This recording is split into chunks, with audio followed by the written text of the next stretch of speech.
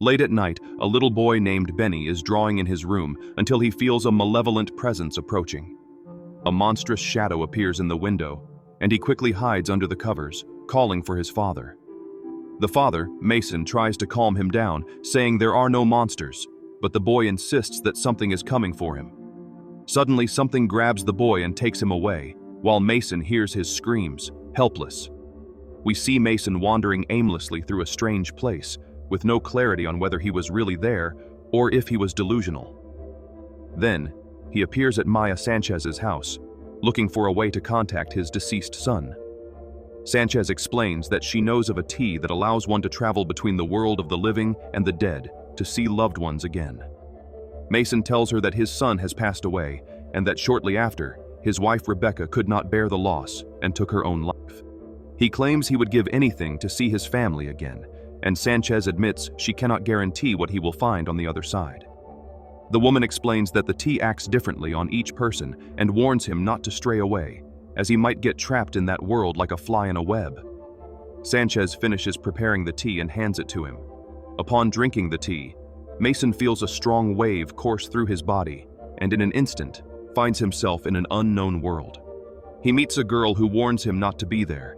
He tries to get closer, but she runs away. As he follows her, Mason is startled by an evil spirit that appears before him. Overwhelmed by fear, he loses his balance and tumbles down a hill. He falls near the girl from before, now dead, with blood dripping from her body, and a cold terror runs down his spine. Mason wakes up in his van, still dazed by what happened. Travis explains that they recorded extraordinary brain activity during the experience. Mason goes to Sanchez's house and finds a portrait of the same girl from the other world. Maya reveals that she is his younger sister, Isabel. Mason wishes to analyze a sample of the tea in an experiment, but Sanchez refuses, warning him that the world of the dead is not something recreational. Noticing her debts, Mason offers to pay for the study. She tells him to leave, and Mason asks her to call if she changes her mind. In the car, the colleagues question her response, and Mason assures them she will accept, asking them to contact Dr. Weissman. The following month, Sanchez agrees, but demands to participate in the study. Mason and the team refine the clinical serum, funded by the Milford Foundation, keeping the study confidential to discover if it causes hallucinations or opens a portal to another dimension. Days later, Mason takes Sanchez to his old house. She asks how he found it, and Mason omits that he lived there, saying a famous actor had been the resident. Shane, Travis's brother, appears to work on the project. Violet arrives with the rodents, and Mason asks them to choose a room. The serum will be administered in the morning. The two go out to free the animals, and Shane questions the choice of the house, knowing its history of murders. Travis admits he does not know why Mason chose the location. During the night, while they are having dinner, a mysterious man enters. It is Casey Blackburn, supervisor of the Milford Foundation. Mason tries to introduce the team, but Casey dismisses introductions, as he knows everyone from the report, except for Sanchez, whom he considers a curious one. Sanchez appears uncomfortable, but Mason emphasizes that she possesses unique botanical compounds essential to the study. Casey warns that Mason is handling an untested psychotropic substance carelessly, and Mason acknowledges the concern. Eva, annoyed, reveals that they are 99% sure and leaves the room. Everyone seems irritated by Casey's presence, and Mason tells them to rest because tomorrow will be a big day. The brothers observe the rodents while Travis holds one of them, but is bitten, and the rat escapes through a hole. They quickly recover it and leave the area, but the lights in the room flicker frantically. In the morning, Experiment 1 begins. Mason requests information from Sanchez before starting. She warns the group not to trust that world, which resembles theirs, but isn't. Casey mentions that, according to the reports he read, the serum might reactivate the pineal gland, which is normally active only in childhood, and asks how this could be possible. Travis reveals that Mason's previous studies with near-death experience patients showed unexpected hormonal secretions, which he finds strange. Sanchez recalls that Buddhists believe the soul enters the fetus at 49 days, precisely when the pineal gland begins to form. Later, Mason records the experiment while Casey takes notes, and the team seems uncomfortable with the man's presence. Mason takes his medications when the door opens by itself, but there is no one there. Sanchez is in the kitchen when she senses a strange presence. and when she looks out the window, she sees someone hiding in another room. At that moment, a cold hand touches hers, causing a shiver and terrorizing her. Mason goes to the study room and asks about the progress. Travis reports that so far they have only felt a slight sense of alertness. Mason asks them to record any anomalies, and before he leaves, Casey demands to be notified too, further irritating Mason. He leaves the room and instinctively begins to be guided to another place, where he hears whispers and decides to check. There he finds a swing moving by itself, but sees no one. As he approaches, he notices a little girl wearing a mask and tries to get closer to her. Mason attempts to reach the girl, but she disappears and reappears several times, shaking him deeply. In the room, Sanchez looks at the photo of her sister and feels she is being watched again, so she decides to close the window. In the back of the house, a creature emerges from the ground. Shane goes to install another camera when he finds strange footprints forming a path and decides to check. He tries to turn on the lights, but there is no power, so he sets up a camera in the area. While doing this, he hears a knock on the wood that catches his attention. Looking through a dark hole, a terrifying monster appears, scaring him and causing him to fall along with the furniture. Mason conducts some tests on him, and Shane explains that he has used enough drugs to distinguish a hallucination from reality, asserting that the experience felt very real. Casey says it was caused by the serum and asks if Mason anticipated it, to which he confirms. Sanchez reveals that their minds are opening to the hidden world and that this is just the beginning. Shane asks how this explains what he saw. They try to find a logical solution when the lights begin to fail and shut off. While Shane goes to check the breakers, Mason feels a headache and asks Sanchez if it is normal. She confirms and says she will go to sleep because she is feeling unwell. Shane reaches the breakers and discovers they were turned off, and at that moment, something passes behind him. He turns everything back on, and the power returns. The group decides to know more about Casey and asks about his history. The man reveals that he comes from a traditional family of policemen and that he actually wanted to work for the FBI. He seems to have fun with the group while Sanchez is in the bathroom feeling ill. While cleaning her face and looking in the mirror, she sees her deceased sister Isabel. She turns to speak to her, but her sister just says he is coming, leaving Sanchez completely terrified. Upon exiting the bathroom, she gets startled by Mason. He suggests that it might be better to skip her turn, but Maya insists that she is fine and wants to continue. The two head to the research room, and Sanchez reveals that she just saw her sister. She admits that she still cannot overcome the loss, and Mason says he feels the same about his son. Casey approaches to check on the progress of the research, but upon discovering that she is busy, he decides to leave. Later, Mason administers the serum alone again to try to reunite with his son and feels a slight discomfort. At that moment, Casey calls him to question the progress of the research as he needs to report the results to Dr. Weissman. Mason explains that he needs more time as he requires more concrete data. Casey realizes that he is self-administering without supervision, disapproves of the behavior, and gives him a deadline until tomorrow. While everyone sleeps, Casey takes some photos of the research and also of the suitcase with the serums. Something approaches Mason's room, which wakes him up from noises, and he decides to take his medications. The lights fail again, and he grabs the nearby flashlight. Quick footsteps are heard upstairs, and suddenly the door opens, startling him. A child appears and runs out laughing joyfully. Mason decides to follow her and calls for his son Benny, but receives no response. He continues following until he enters the room where his son was taken, and a rocking chair moves by itself in the room. He approaches and makes the chair stop, reflecting for a few minutes when something falls behind him. Turning around, he sees the little girl from before, who this time decides to speak to him. She asks him not to tell her mother anything, and Mason reassures her that he will not say anything. He asks who she is, and the girl introduces herself as Elisa. Mason introduces himself next. He asks what she is doing there alone, and she replies that she is just looking for someone to play with, asking him to stay with her. Mason agrees and plays with Elisa, who soon smiles with the fun. He takes the opportunity to ask if she has seen his son. Mason describes all of Benny's characteristics, but the little girl claims not to know anyone like that.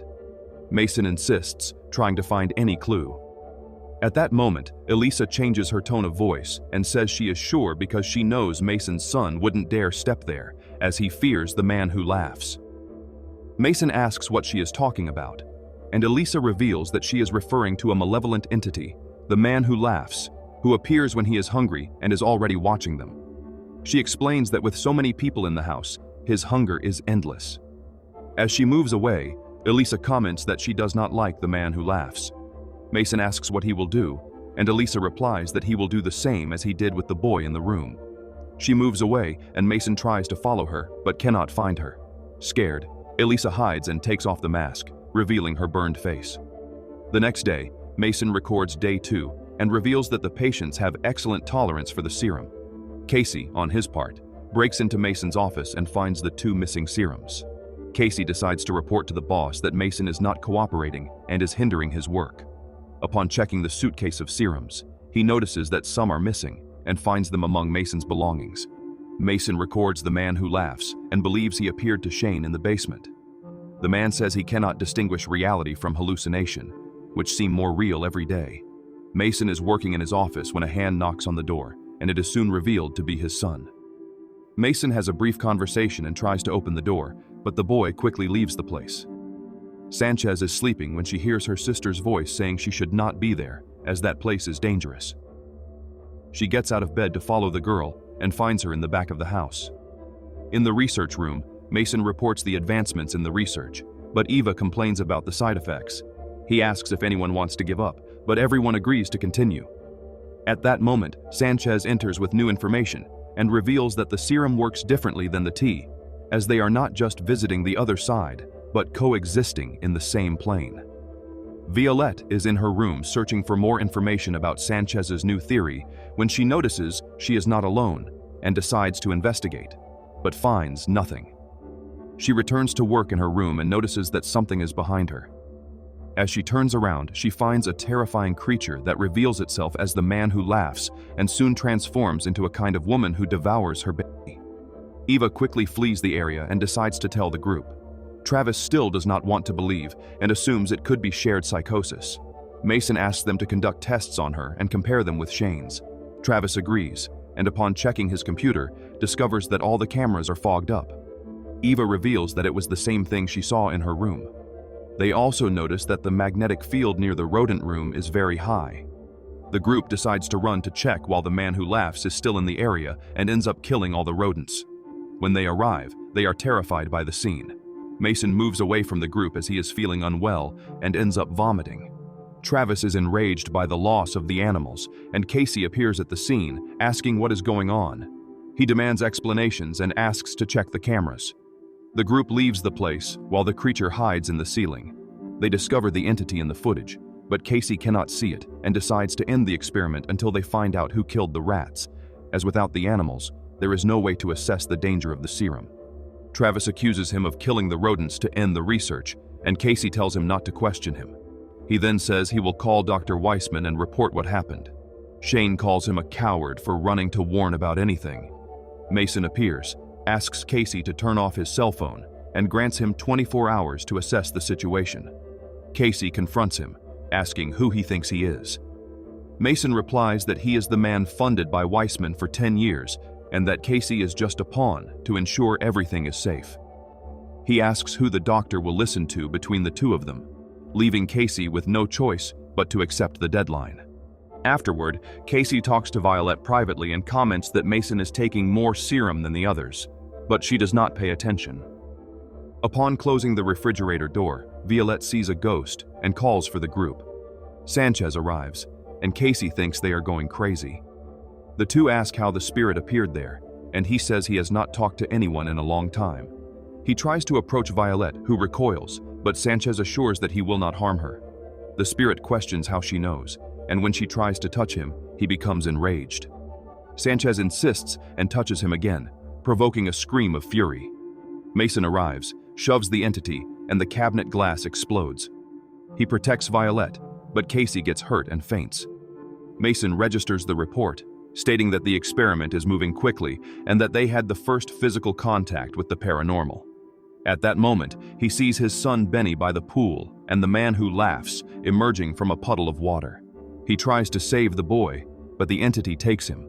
Violette tends to Casey and thanks him for protecting her. He asks what happened, and she explains that Sanchez tried to touch the ghost, causing the explosion, and Mason managed to drive it away. Casey questions how Mason managed to touch the entity if Sanchez couldn't, and he says that Mason is using a higher dose of serum. Violet ponders this. Later, Mason feels unwell in the bathroom, and upon turning around, finds his wife Rebecca dead. He tries to save her, but soon sees her by his side asking what he is doing. He hugs her, asking for forgiveness, but when he looks in the mirror, he realizes he is holding Sanchez, who pushes him away and asks how much serum he is taking. She warns him to stop while there is still time, but Mason threatens her, saying he will kick her off the team if she insists. Sanchez replies that he is putting everyone in danger, but he ignores her and kicks her out of the room. Shane tries to convince his brother to leave, as the situation is getting dangerous. Travis disagrees, asserting that they are about to make history, and Shane warns that they will be killed if they do not leave. Shane agrees to stay with his brother, but again notices that the camera is fogged up. Travis says he will check, and Shane does not want to let him go with all that danger loose. Travis gets annoyed with his brother and says he just wants to do his job. Shane manages to persuade him to leave it for tomorrow and asks his brother to go rest, and he agrees. Meanwhile, Mason in his office hesitates to apply 3 doses of the serum. The spirit of his son Benny urges him to use 1 more. Mason resists but eventually gives in and faints after administering it. Shane, upon checking the cameras, sees Travis in the area where the rats died and rushes to help him, but we discover that the brother is asleep. Unable to sleep, Violette and Sanchez talk about legends and cults. Violette mentions the Norwegian bogeyman, a shapeshifter present in various cultures. Sanchez then tells a story from her grandmother about the discarnate, a being that could not leave after death and hunts flesh to restore its body. Afraid, Violette asks if it is still out there, but Sanchez admits she does not know. While looking for Travis, Shane hears noises and realizes the creature is below him. Terrified at seeing the remains of the rats, he tries to flee, but everything is locked and he panics. The entity attacks him and chases him until it manages to kill him. The group, hearing the screams, begins the search for Shane. Casey, while investigating a room, finds newspapers about missing children and photos of Mason with his family. Maya soon appears, and Casey shows her the evidence that Mason is obsessed with his dead son when she recognizes her sister in the newspapers. Soon, Travis and Violette discover blood on the floor, leaving Travis desperate. He recounts what happened to Shane. Casey confronts Mason, revealing that he is obsessed with his son's death. Mason confirms this, stating that Isabel and Benny were taken by the creature and that he only wants to stop it. The group decides to leave, but Travis insists on not going without his brother. Violette tries to convince him, and Mason offers to search for him. Travis agrees, and Violette follows with the others. As they attempt to leave, they encounter the creature disguised as Shane. It attacks them, but they manage to flee and end up separating. Casey confronts Violette for lying about the empty syringe, and she admits it was the only way to make him believe and not shut down the project. While hiding, the creature invades the area and tries to kill them, but they barely escape. In the chase, it pursues them until it corners them. The monster attacks Violette, and Casey tries to protect her but is struck and faints. Sanchez wakes him, saying they heard screams and got there as quickly as possible. He asks about Violette, but no one knows. Mason explains that until then, only the children could see them. However, after taking the serum, they became targets for the creature. Maya reveals that the entity is the discarnate and warns that it is becoming more human. Mason faces the group and states that this makes it vulnerable, more mortal, and they can kill it. Casey asserts he injured her and says there is a chance to kill her. They take a new dose of the serum and set off in search of Shane and Violette. On the way, they see several ghosts, but continue. Casey begins to feel unwell and hears voices, and Sanchez rushes to help him. Soon, Travis falls and finds his brother's lifeless body. While they help him, they realize Mason has vanished and spot the monster on the top of the hill. They flee, but separate again, and Travis follows another path. The monster attacks, throws Sanchez away, and soon finds Travis, who is hiding, and kills him, leaving him faithless. Casey arrives at a house and finds Violette injured. Maya enters Mason's office and discovers that he is dead.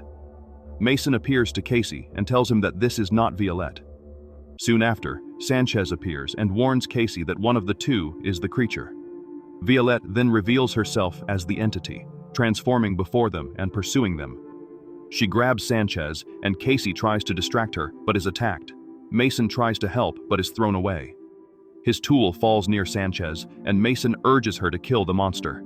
She manages to do it but cannot save Casey, who dies.